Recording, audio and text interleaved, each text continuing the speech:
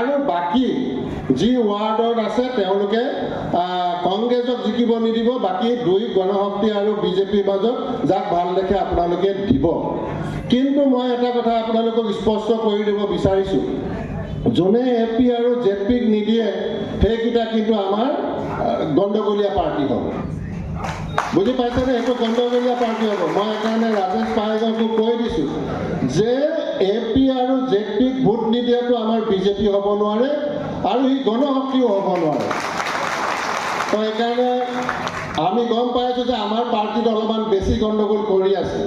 তো মই সেইকাৰণে আমাৰ বিজেপি কৰ্মকৰ্তাসকলকো অনুৰোধ জনাইছোঁ, ৱাৰ্ডত যি কৰে কৰক, কিন্তু AP আৰু ZPত উল্টা পুল্টা কৰিব নোৱাৰিব। এইটো নৰেন্দ্ৰ মোদীৰ পাৰ্টি হয়, হিমন্ত বিশ্ব শৰ্মাৰ পাৰ্টি হয়। তো ইয়াক গণ্ডগোল কৰিলে আমি তেওঁলোকক মানিব নোৱাৰিম।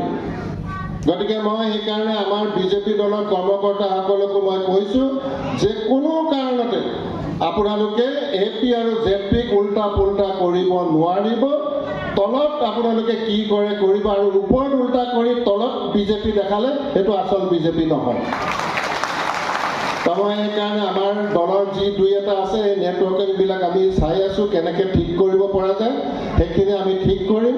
মই তথাপিতো আপোনালোককো মই অনুৰোধ জনাইছোঁ যে আপোনালোকেও এইকেইটা দিনত খুব ভালকৈ কৰক আৰু পঞ্চায়তটো খুব ভালকৈ আমি এইবাৰ কৰিব লাগিব। বেছি আৰু